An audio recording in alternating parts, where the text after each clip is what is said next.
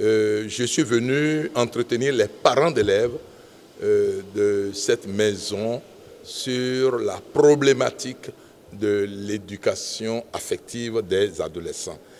La sœur et moi, nous avons accepté que cela soit le sujet en débat. Pourquoi? Parce que de plus en plus, nous les parents, nous avons des problèmes à la maison, dans les familles, du fait que à l'étape de l'adolescence, nous n'arrivons plus à comprendre nos enfants. Parce que, comme nous aimons le dire, surtout qu'ils sont dans le déjà et le pas encore, ça fait qu'ils s'opposent à tout ce que nous leur disons, parce que l'âge les pousse à s'opposer à notre autorité. Donc voilà essentiellement ce qui a meublé notre assise de ce jour.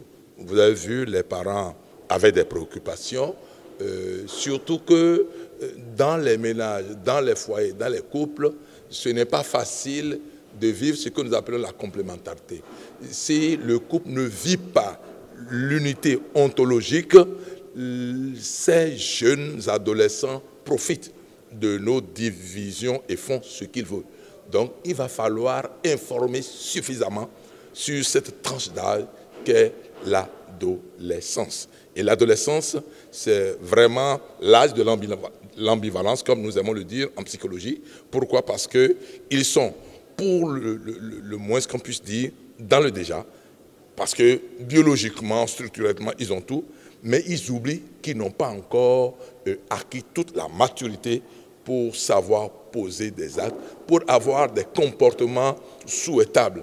Et c'est souvent ça qui cause les conflits entre eux et nous, les papas, les mamans. Donc, pour conclure un peu cette interview, je dois dire qu'aujourd'hui, les parents ont besoin d'informations.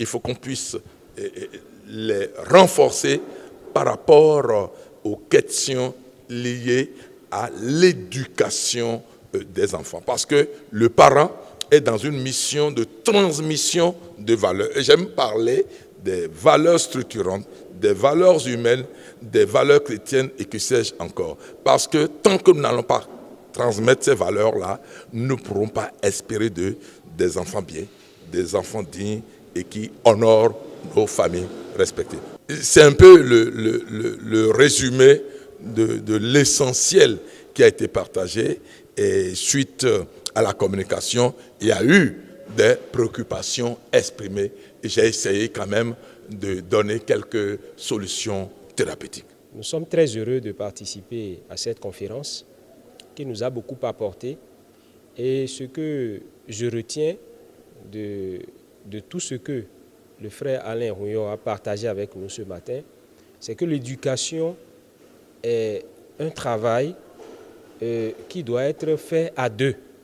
L'homme et la femme doivent rester ensemble, se comprendre, se compléter pour éduquer les enfants.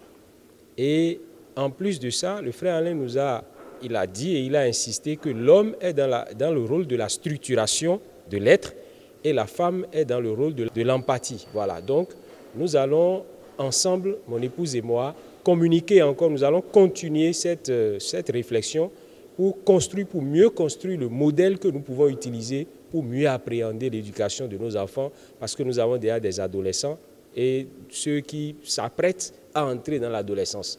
Donc voilà, c'est de très bons moments, on n'a pas envie que ça finisse.